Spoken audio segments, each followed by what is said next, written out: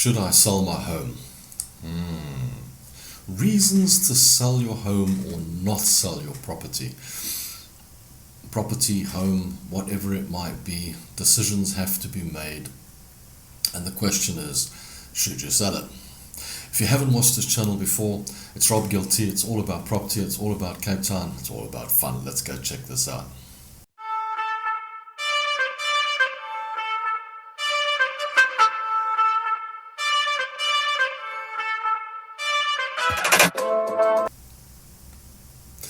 So, don't sell your home. Yeah, I know.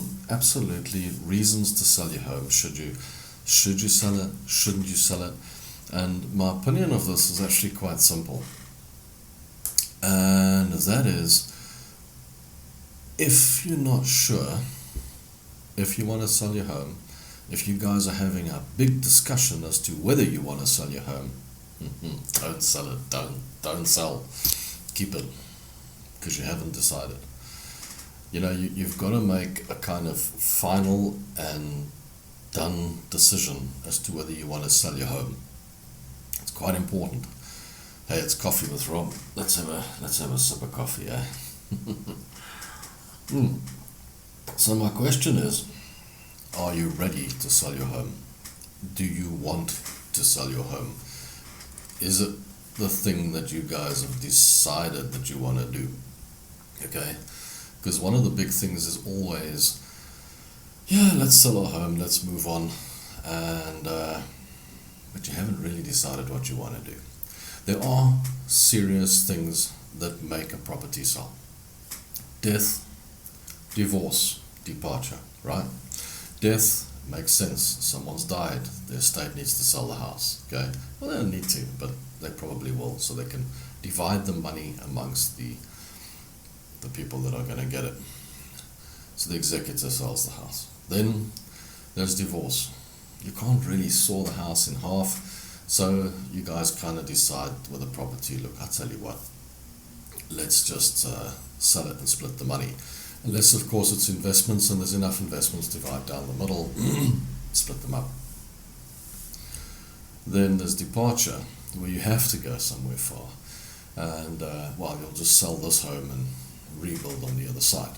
So those are serious sales. Those are sales you know, listen, I've got to sell, I've got to move on. There's no question about it. There's no second thoughts in my mind or whatever the case. We are now going to sell this house, right? And there's a lot of other D's as well, but those are the main ones, okay?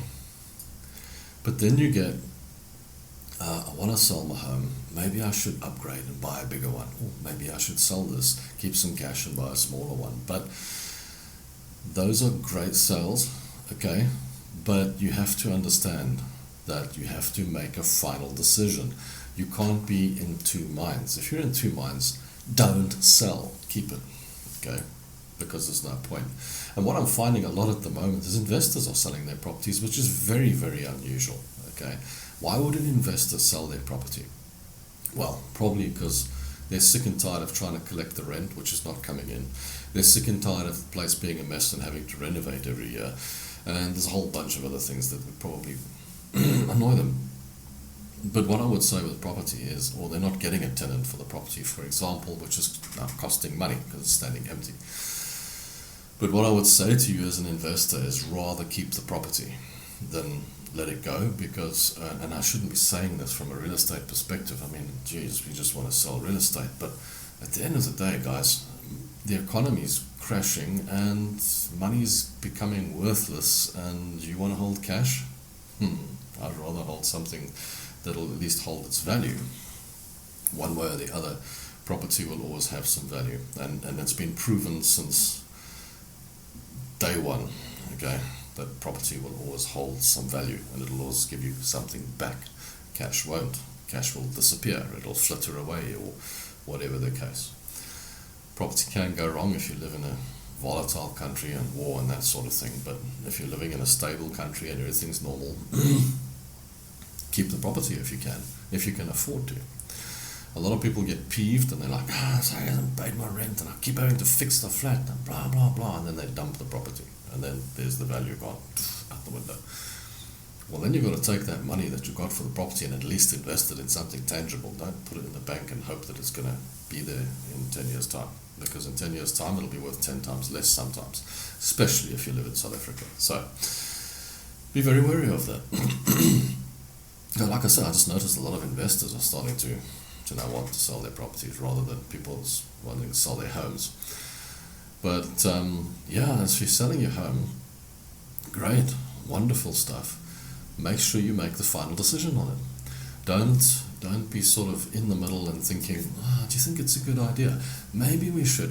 What if we move to there? What if we move to there, you know? Maybe you want to move from Parklands to the beach or something like that. Great idea, but make a final decision on it and do your maths, okay? Because this is the big thing, all right? How much am I going to get for this one in reality?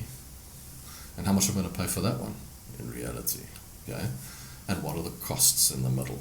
Because, guys, there's a lot of costs. You've got costs to sell this and you've got costs to buy this, eh? It's quite a lot. Take a good 10-15% out of your budget and it's gone. Right? It's going to cost you money to buy one. It's going to cost you money to sell that one. Right?